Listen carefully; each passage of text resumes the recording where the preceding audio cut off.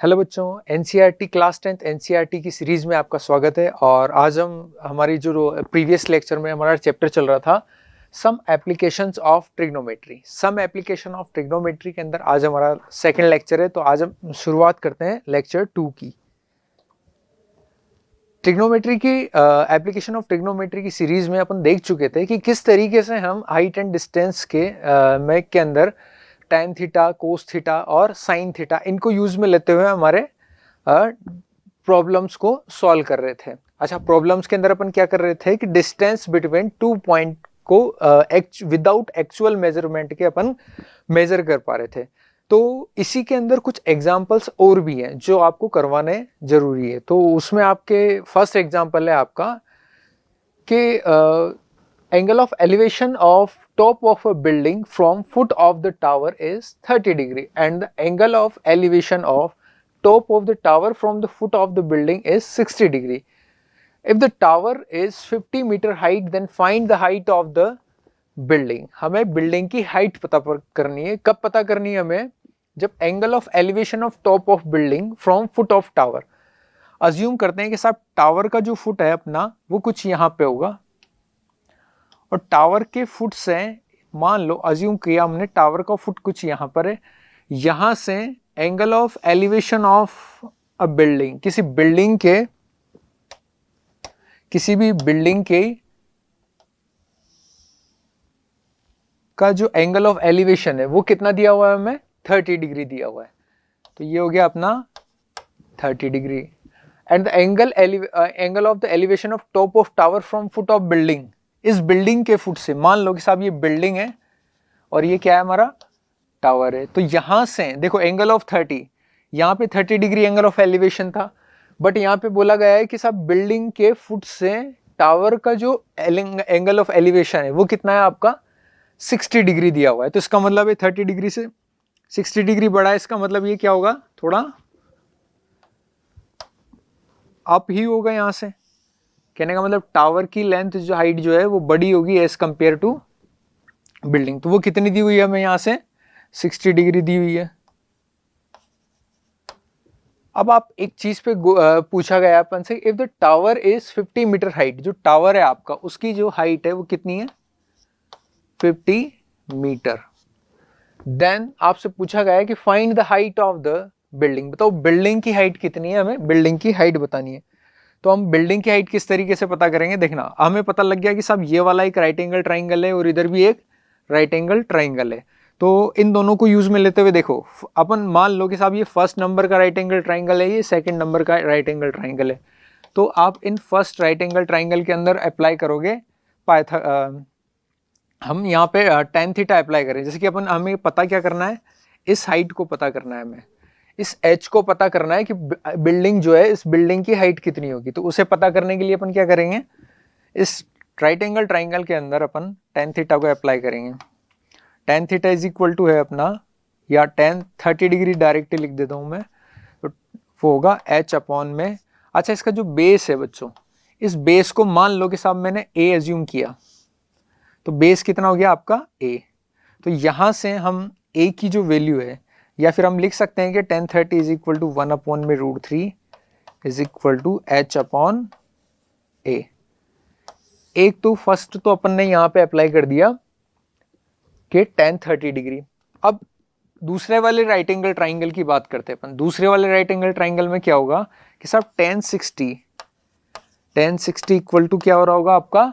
50 metre upon में L upon perpendicular upon में base formula होता है tan 60 डिग्री का।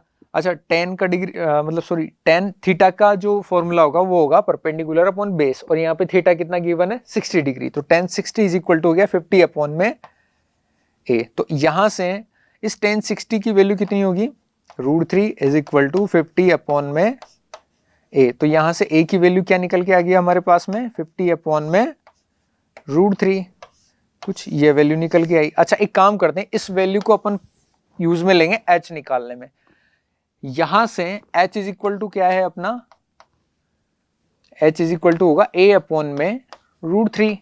अच्छा, a की वैल्यू कितनी जस्ट अभी हमें मिली है? 50 अपॉन में √3, और एक और √3 अपना ऑलरेडी मौजूद है, तो कितनी हो जाएगी h की वैल्यू 50 अपॉन में √3 इंटू √3 कितना हो जाएगा 3। तो h की जो हाइट है वो कितनी आ गई अपनी 50 अपॉन 3। अच्छा ये मीटर के अंदर गिवन है तो अपन यहाँ कह देंगे सब हाइट जो होगी वो 50/3 मीटर होगी, तो यही अपना आंसर होगा। तो इस तरीके से आपने ये भी देखा कि इस प्रॉब्लम को किस तरीके से आपको एक वर्ड प्रॉब्लम गिवन थी और आपने विदाउट एक्चुअल मेजरमेंट के एक बिल्डिंग की हाइट निकाल दी। ठीक, इसी तरीके से अपन आगे आने वाली प्रॉब्लम्स को भी फेस करते हैं। यहाँ पे गिवन है आपको नेक्स्ट क्वेश्चन के अंदर, 2 pole of equal height are standing opposite each other on either side of road. Road के अपोजिट में 2 पोल लगे हुए हैं विच इज 80 मीटर वाइड। मतलब एक रोड है साहब, इस रोड के दोनों साइड पर इक्वल लेंथ वाले इक्वल हाइट वाले क्या लगे हुए हैं, पोल लगे हुए हैं। और आपसे बोला गया है कि साहब इसको थोड़ा सा डायग्राम को अपन थोड़ा दूर दूर बना लेते हैं। एक मान लो कि एक रोड है, इस रोड के बोथ साइड पर 2 इक्वल हाइट के पोल लगे हुए हैं सब। इसकी हाइट अज्यूम करते हैं अपन h होगी, तो इस साइड भी जो हाइट जो है वो क्या होगी आपकी h ही होगी। नेक्स्ट बात आपसे बोली गई है कि विच इज 80 मीटर वाइड। ये जो रोड है हमारा उसकी जो चौड़ाई है वो 80 मीटर गिवन है हमें। दूसरी क्या बात बोली गई है, from a point between them on road. मतलब इस रोड के बीच में किसी भी एक पॉइंट से the angle of elevation of top of pole is 60 degree and 30 degree respectively. मान लो कि साहब एक पॉइंट है अपना P, कुछ यहाँ पर होगा, उस P पॉइंट से एंगल ऑफ जो एलिवेशन है वो एक तो 60 डिग्री गिवन है और 30 डिग्री गिवन है। तो इसका मतलब जो पॉइंट दूर होगा उसका एंगल भी कम आ रहा होगा थोड़ा, तो ये हो गया अपना 30 डिग्री, और जो पॉइंट पास में होगा उसका एंगल ऑफ एलिवेशन कितना रहा होगा आपका 60 degree. Then find the height of the pole and distance of the point from the pole. तो हमें यहाँ पे एक तो हाइट ऑफ पोल पता करना है और ये भी पता करना है कि साहब इस पॉइंट से वो कितनी कितनी दूरी पर है। तो इस डिस्टेंस को अपन देखना विदाउट एक्चुअल मेजरमेंट के किस तरीके से पता करेंगे।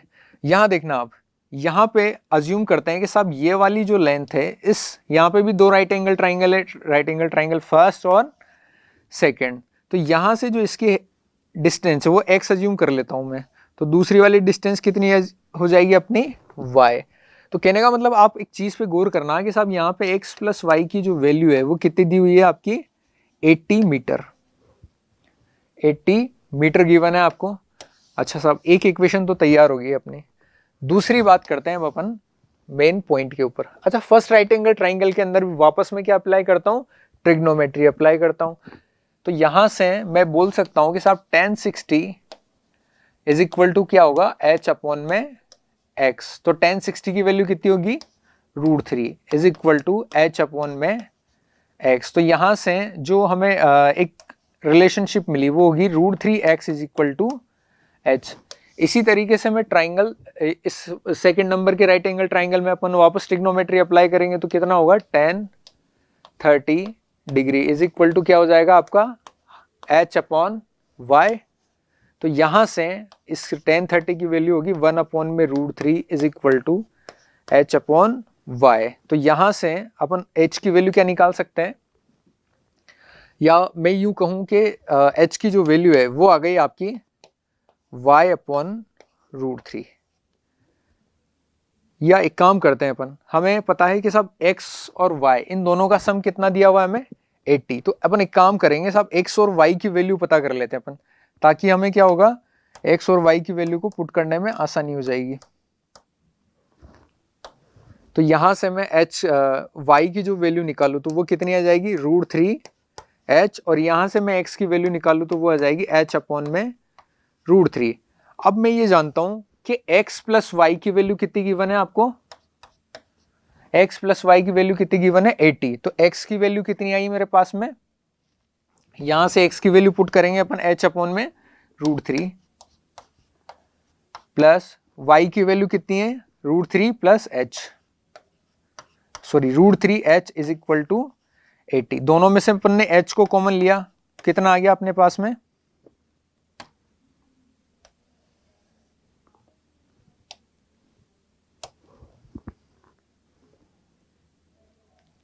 दोनों में से कॉमन क्या आ जाएगा अपने पास में h, और जैसे h कॉमन आया तो 1/√3 प्लस में √3 इज इक्वल टू क्या दिया हुआ है अपन को 80। तो यहाँ से अपन h की वैल्यू निकाल लेंगे 1 प्लस √3 इंटू √3 कितना हो जाएगा 3/√3 इज इक्वल टू 80। तो कहने का मतलब हाइट ऑफ पोल जो आएगी वो आएगी आपकी, ये हो जाएगा अपना 80 इंटू में √3/4। तो कहने का मतलब आ गया 20√3।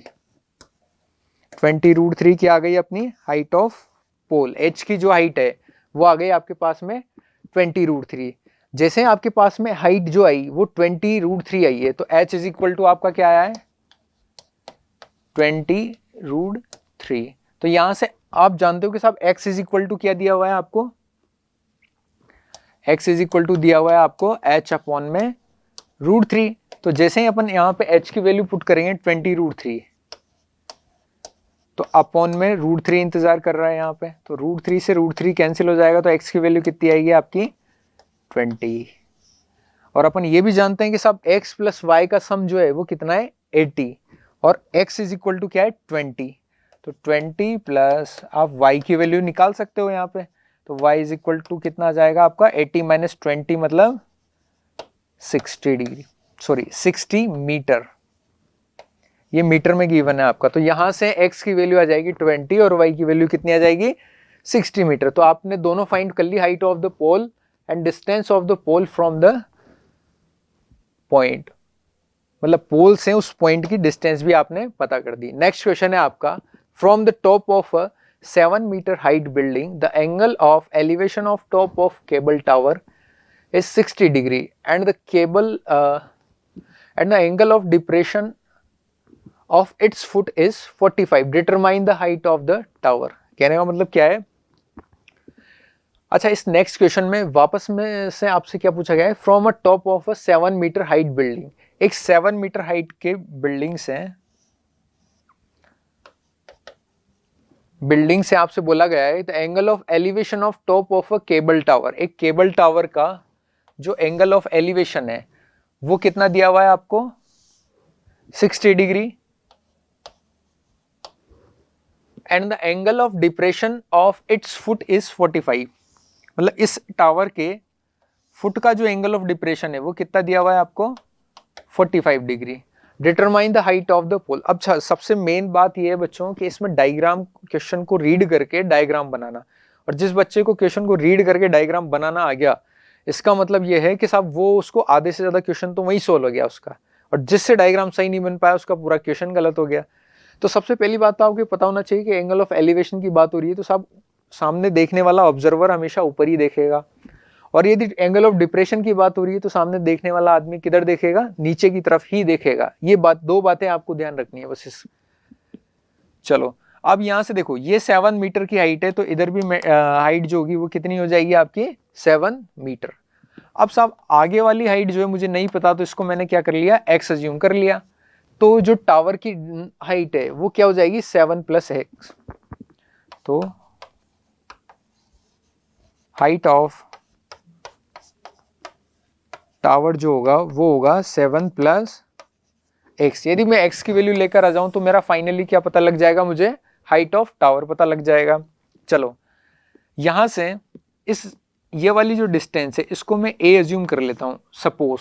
तो मेरा फर्स्ट राइट एंगल ट्राइंगल और second right angle triangle, first right angle triangle में अपन वापस में से tan थीटा को अप्लाई करेंगे, मतलब tan 60 ट्रिग्नोमेट्री को अप्लाई करेंगे तो tan 60 = होगा x/में a। तो यहां से tan 60 की वैल्यू कितनी होगी √3 = x/में a। ठीक इसी तरीके से सेकंड वाले पार्ट के सेकंड राइट एंगल ट्राइंगल के अंदर वापस ट्रिग्नोमेट्री अप्लाई करेंगे अपन, तो tan 45 = क्या होगा आपका परपेंडिकुलर, मतलब 7/बेस, बेस बोले तो a। तो यहां से tan 45 की वैल्यू कितनी होगी आपकी 1 = 7/a। तो a इक्वल कितना आ गया आपका 7। और जैसे ही a = 7 आया तो इस a को मैं यहां पे यूज में ले सकता हूं x निकालने में। तो √3 = x/में a की जगह पे मैंने क्या पुट कर दिया यहां से 7। तो x की वैल्यू कितनी निकल के आ गई 7 √3। इस तरीके से आपको किसकी वैल्यू मिल गई यहाँ पे, x की वैल्यू मिल गई। अच्छा आपको जो x मिला, अब इस x 7√3 आ गया। अब मुझे हाइट ऑफ टावर ही तो पता करना था, तो हाइट ऑफ टावर कितना होगा आपका 7 प्लस x की जगह पे क्या पुट कर देंगे अपन 7√3। तो यहां से 7 को कॉमन लोगे तो फाइनली अपनी वैल्यू कितनी आ गई 7 ब्रैकेट में √3 + 1। और आंसर हमारा किस में दिया हुआ था, मीटर में दिया हुआ है, तो मीटर आंसर हमारा हो। तो कहने का मतलब एक विदाउट एक्चुअल मेजरमेंट के अपन ने हाइट ऑफ टावर पता करी यहाँ पे 7 ब्रैकेट में √3 + 1। अच्छा एक और चीज ये सामने आती है बच्चों की, बोर्ड के एग्जाम में √3 जो होता है इसकी वैल्यू आपको डायरेक्ट ही पता होनी चाहिए, या दे देगा वो, उसे यदि आगे सॉल्व करवाना है तो उसको दे के रखिएगा। √3 की वैल्यू होती है 1.732 वैल्यू, तो इसको लेके आप आगे भी सिंप्लीफाई कर सकते हो उसको। तो नेक्स्ट क्वेश्चन की तरफ चलते हैं अब अपन। As observer from the top of 75-meter height lighthouse from the sea level, the angle of depression of two ships are 30 degree and 45 degree. If the one ship exactly behind the other on the same side of the lighthouse, then the find the distance between of two ship. कहने का मतलब क्या, एक साहब एक light house है, question में क्या दिया हुआ है, एक लाइट हाउस दिया हुआ है, उस लाइट हाउस की जो हाइट है वो कितनी है 75 मीटर दी हुई है। अब यहां से एक पर्सन ऑब्जर्व कर रहा है सी के अंदर, यहाँ पे आगे समुद्र है आपका, इसमें दो शिप्स को ऑब्जर्व करता है और वो एक दूसरे के पीछे है। इसने कहा कि angle of depression of the two ship is 30 degree and 45 degree if one ship exactly behind the other ship on the same side of the light house. कहने का मतलब क्या है कि सब लाइट हाउस के सेम साइड पर एक दूसरे के पीछे क्या है, दो शिप आ रहे हैं। अब इनका जो एंगल ऑफ डिप्रेशन है वो कितना है, एक का तो 30 डिग्री दिया हुआ है और दूसरे वाले का 45 डिग्री दिया हुआ है। तो यहां से अपन जानते हैं कि ऑल्टरनेट इंटीरियर एंगल के कॉन्सेप्ट से ये 30 डिग्री है तो ये वाला एंगल भी अपना आ जाएगा 30 डिग्री, और ये 45 है टोटल, तो ये वाला एंगल भी कितना आ जाएगा अपना 45 डिग्री। अब अपन से क्या बोला गया है इसने कि find the distance between the two ship, मतलब दोनों शिप्स के बीच की जो दूरी है वो फाइंड करनी है हमें। तो अपन मान लेते हैं कि साहब ये late assume this distance is x and other distance is y। तो इनको यूज में लेते हुए अपन क्वेश्चन को सॉल्व करते हैं। अब यहाँ से हमें पता क्या करना है साहब, x की वैल्यू पता करनी है। यहाँ पे बताओ x कितना होगा, दोनों शिप के बीच की डिस्टेंस हमें पता करनी है। तो वही दो राइट एंगल ट्राइंगल बन रहे, एक तो छोटा वाला और एक कंप्लीट राइट एंगल, जिसको सेकंड नंबर का राइट एंगल ट्राइंगल बोलेंगे अपन। यहाँ देखना फर्स्ट नंबर के राइट एंगल ट्राइंगल के अंदर वापस ट्रिग्नोमेट्री अप्लाई करेंगे तो कितना 10 45 डिग्री इज इक्वल टू वही परपेंडिकुलर अपॉन, मतलब परपेंडिकुलर यानी 75 अपॉन में y, और 10 45 की वैल्यू कितनी हो जाती है अपनी 1, तो 1 और 75 अपॉन में y, तो y की वैल्यू कितनी आ गई आपकी 75। ठीक इसी तरीके से सेकंड नंबर के वापस जो all over right angle triangle है इसके अंदर वापस अपने एक ट्रिग्नोमेट्री अप्लाई करेंगे तो यहाँ पे होगा 10 30 डिग्री इज इक्वल टू वो हो जाएगा हमारा 75 अपॉन में इसका बेस बोले तो x प्लस y। अच्छा 10 30 की वैल्यू क्या होगी 1 अपॉन में √3 इज इक्वल टू 75 अपॉन में x प्लस y। अच्छा इसको सिंप्लीफाई करते हैं अपन, यहाँ से हो गया अपने पास में x plus Y is equal to 75 √3। तो यहाँ से अपन y की वैल्यू कितनी लेके आए 75, तो y की वैल्यू की जगह पे मैं यदि 75 पुट करूँ तो वैल्यू आ जाएगी मेरे पास में 75 √3, उधर लेके जाएंगे तो x की वैल्यू कितनी आ जाएगी 75 √3 माइनस 75, तो कितना आ गया 75 √3 माइनस 1, x की वैल्यू आ जाएगी आपकी, और यही अपना आंसर होगा। तो अब हमें क्या पता करना था, यहाँ पे सिर्फ x की वैल्यू पता करनी थी, तो x की वैल्यू क्या आ गई हमारे पास में 75 √3 माइनस 1। तो इस तरीके से आप ट्रिग्नोमेट्री का यूज में लेके क्वेश्चन को इजीली सॉल्व कर सकते हो विदाउट एक्चुअल मेजरमेंट के। चलो नेक्स्ट क्वेश्चन की तरफ चलते हैं अपन। एक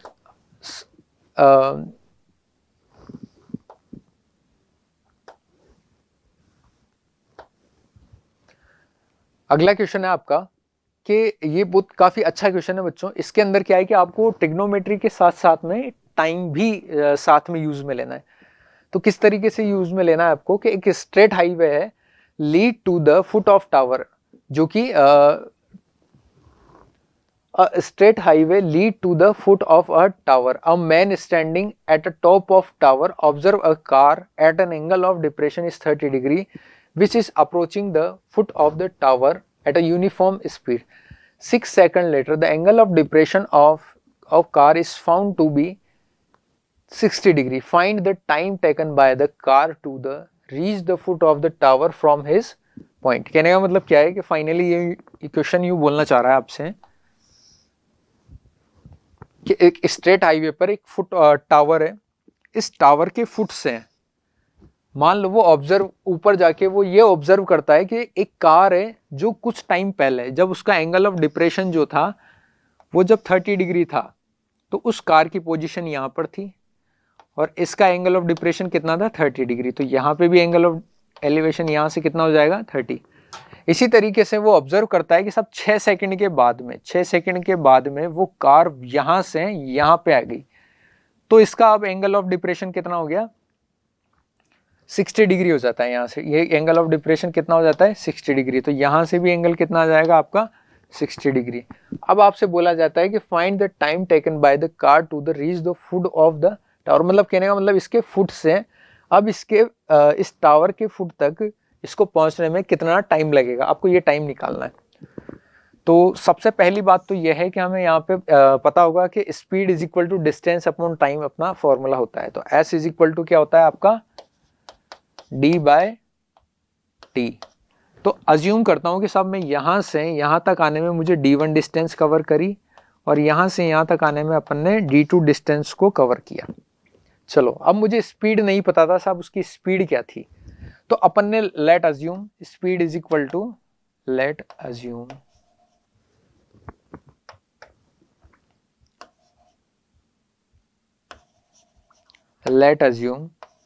स्पीड जो है अपनी वो हो जाएगी x क्या है इसकी स्पीड है। यदि x स्पीड है तो x इज इक्वल टू क्या लिखेंगे अपन d1 डिस्टेंस को कवर किया होगा उसने, कितने सेकंड में कवर किया ये बोलता है कि 6 सेकंड लेटर, मतलब 6 सेकंड के बाद में उसका एंगल ऑफ डिप्रेशन 60 डिग्री हो गया, मतलब 60 डिग्री हो गया यहाँ से 6 सेकंड में। इसका मतलब 6 सेकंड में उसने कितनी डिस्टेंस कवर करी d1 डिस्टेंस को कवर कर लिया, तो टाइम हो गया अपना 6। तो d1 डिस्टेंस d1 की वैल्यू कितनी आ गई आपकी 6x।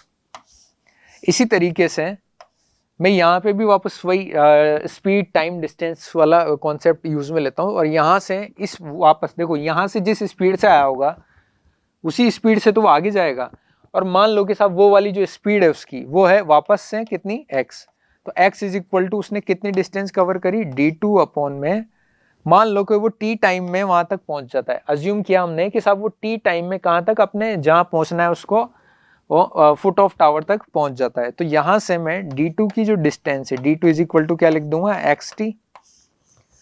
तो यहां से मुझे क्या है d1 और d2 दोनों की वैल्यूज पता चल गई। तो d1 कितना निकाला मैंने 6x और यहां से d2 की वैल्यू कितनी निकाली अपन ने xt।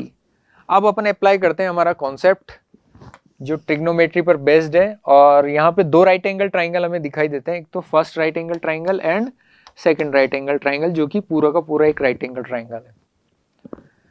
तो यहाँ से मैं tan 60 को जब मैं अप्लाई करूंगा तो वो होगा हमारा tan 60 is equal to, assume करता हूँ कि साहब हाइट ऑफ टावर जो है वो h है, यदि इसकी हाइट ऑफ टावर यदि h है तो tan 60 इज इक्वल टू होगा h अपॉन में xt। ठीक है, तो tan 60 की वैल्यू होगी √3 h अपॉन में xt। तो h की वैल्यू कितनी आ गई आपकी √3 xt। ठीक इसी तरीके से मैं ऑल ओवर जो राइट एंगल ट्राइंगल है आपका बड़ा वाला राइट एंगल ट्राइंगल उसके अंदर अप्लाई करते हैं अपन ट्रिग्नोमेट्री को। तो tan 30 इज इक्वल टू होगा आपका h अपॉन में बेस बोले तो यहाँ पे बेस क्या रहेगा आपका 6x प्लस xt, ये आपका पूरा टोटल बेस रहेगा। अच्छा tan 30 की वैल्यू कितनी होगी 1 अपॉन में √3 is equal to h upon में, अच्छा ये यहाँ से दोनों से x को कॉमन ले लूँ तो अंदर क्या बचेगा 6 प्लस t। अब यहां से देखना अपन h की वैल्यू कितनी है अपने यहाँ पास में, यहां से √3xt। तो यहां पे अपन इसको पुट कर देते हैं √3, h की जगह पे अपन लिखेंगे √3xt अपॉन में x6 प्लस t। यहाँ देखो x से x कैंसिल हो जाएगा और बाकी की जो टर्म बचती है उसको अपन क्या करते हैं, क्रॉस मल्टीप्लाई कर देते हैं। तो इसको क्रॉस मल्टीप्लाई करते हैं अपन यहाँ पे, तो यहाँ से इसको क्रॉस मल्टीप्लाई करेंगे तो ये हो जाएगा अपना x से x कैंसिल हो जाएगा, 6 plus t is equal to √3 into √3 3t हो जाएगा आपका। तो यहाँ से आप लिख सकते हो कि 6 इज इक्वल टू 2t। तो t की वैल्यू कितनी आ जाएगी, आप जब इसको डिवाइड करने जाओगे t की वैल्यू आ जाएगी आपकी 3। तो कहने का मतलब जो t की वैल्यू आई है आपकी 3, वो क्या आएगी 3 सेकेंड। मतलब 3 सेकेंड के अंदर t is equal to 3 second में आप इसको क्या कर जाओगे, फुट ऑफ टावर तक पहुंच जाओगे। तो ये था अपना आंसर। चलिए अब नेक्स्ट क्वेश्चन की तरफ आगे बढ़े। नेक्स्ट क्वेश्चन में क्या दिया हुआ है आपको, 1.2 metre tall girl sport a balloon moving with the wind of the horizontal line at height of 88.2 metre from the ground. मतलब ग्राउंड से दिया क्या हुआ है आपको कि ग्राउंड से थोड़ा सा ऊपर, कहने का मतलब 1.2 मीटर हाइट पर क्या है कि एक बलून जो है वो ऊपर की तरफ उड़ रहा है और यहाँ से वो बलून कुछ टाइम बाद में कहाँ पे आ जाता है, वो यहाँ पे आ जाता है। अब उस बलून के लिए इसमें यहाँ पे हाइट शो नहीं कर रही है हमें, एनसीईआरटी का जो क्वेश्चन दिया हुआ है।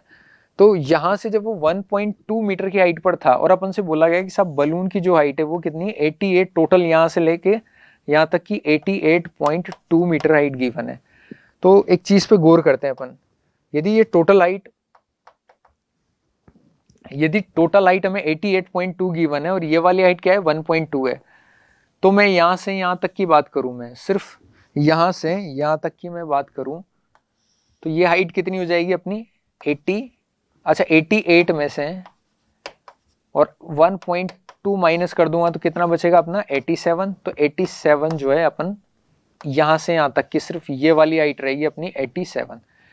ठीक इसी तरीके से हम इस वाले बलून, जब बलून हमारा आगे तक पहुंच जाता है तो इसकी जो हाइट है वो कितनी होगी, जितनी हाइट यहाँ पर है उतनी हाइट क्या होगी यहाँ पे होगी, क्योंकि बलून तो सेम हॉरिजॉन्टल लाइन की तरफ आगे बढ़ेगा और स्वयं हॉरिजॉन्टल लाइन के तरफ आगे बढ़ेगा। तो अपन बोल सकते हैं कि यहाँ से 87 हाइट है तो यहाँ पे भी 87 ही होगी। बट होगा क्या बच्चों कि यहाँ से यहाँ तक आने में उसने कुछ डिस्टेंस कवर करी होगी। तो क्वेश्चन बोलता है अपना कि the angle of elevation of the balloon from the I of the girls at any instant is 60 degree. मान लो कि साहब पहले ही जो स्टार्टिंग में था तो उसका जो एंगल ऑफ एलिवेशन था वो 60 डिग्री था, बट बोलता है आफ्टर सम टाइम, कुछ टाइम बाद में the angle of elevation is reduce to 30 degree. वो पहले से कम हो जाता है, कितना हो जाता है 30 डिग्री हो जाता है। Then the find the distance by the balloon during this interval. इस इंटरवल के दौरान उसने कितनी डिस्टेंस को कवर किया, हमें ये पता करना है। तो चलिए इसको पता करते हैं। अज्यूम करते हैं अपन यहाँ से, मान लो कि साहब इसने एक्स साइड को कवर किया होगा और जो टोटल लेंथ है अपनी उसको अपन अज्यूम कर लेते हैं कि साहब ये वाई है। तो यहाँ से मैं जब ट्रिग्नोमेट्री को अप्लाई करूं तो ट्रिग्नोमेट्री को अपन अप्लाई करेंगे तो क्या होगा, ट्रिग्नोमेट्री को जब अपन अप्लाई करेंगे तो क्या होगा हमारा, छोटे वाले फर्स्ट वाले राइट एंगल ट्राइंगल की बात करते हैं और एक सेकंड वाले की। तो फर्स्ट वाले राइट एंगल की ट्राइंगल की जब मैं बात करूंगा तो यहाँ से tan 60 इज इक्वल टू होगा 87 अपॉन में इसका बेस कितना है x। तो यहाँ से मैं x की वैल्यू पता कर सकता हूँ,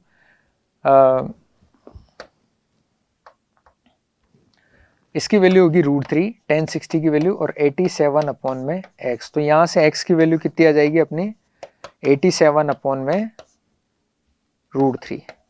यहाँ से अपन ने किसकी वैल्यू निकाल ली, फर्स्ट राइट एंगल ट्राइंगल से अपन ने x की वैल्यू निकाली, x 87 अपॉन में √3। ठीक यही काम अपन सेकंड वाले राइट एंगल, बड़े वाले सेकंड वाले में राइट एंगल ट्राइंगल में अप्लाई करेंगे तो ये होगा हमारा tan 30 degree is equal to 87 upon में बेस बोले तो y। तो यहाँ से y की वैल्यू निकल के आएगी हमारे पास में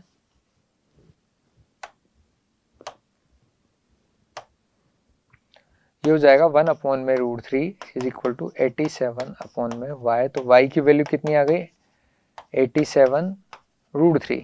अब अपन को क्या पता करना है यहाँ पे कि यहाँ से यहाँ तक आने में बलून ने कितनी डिस्टेंस को कवर किया। तो उस डिस्टेंस के लिए अपन क्या करेंगे y माइनस एक्स को पता करेंगे और y माइनस एक्स क्या होगा अपना 87√3 माइनस 87/√3। तो 87 को यदि मैं कॉमन ले लूँ बाहर,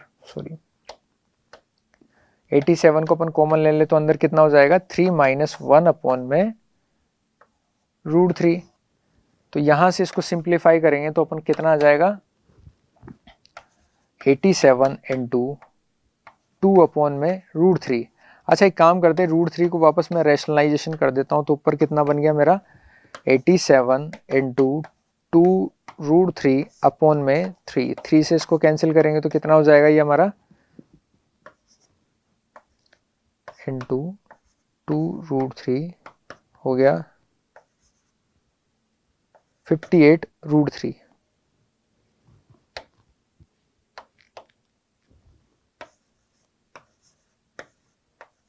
और ये अपना क्या हो जाएगा, ये आंसर हो जाएगा। y माइनस एक्स की जो वैल्यू आएगी आपकी वो कितनी आएगी 58√3। तो यहाँ से अपन इसको 87 एलसीएम लेके सोल्व किया तो 2 माइनस 1/√3 और फिर इसका रेशनलाइजेशन किया तो √3/√3। 3 से इसको कैंसिल किया 29 और 2√3 ठीक है, और 58√3 अपना फाइनली आंसर आ जाएगा। तो ये थे कुछ क्वेश्चन जो हाइट एंड डिस्टेंस पे ऊपर बेस्ड है और एनसीईआरटी बेस्ड क्वेश्चंस थे। तो इसके बाद में अपन नेक्स्ट लेक्चर में नेक्स्ट टॉपिक के साथ में मिलते हैं। आज के लिए थैंक यू।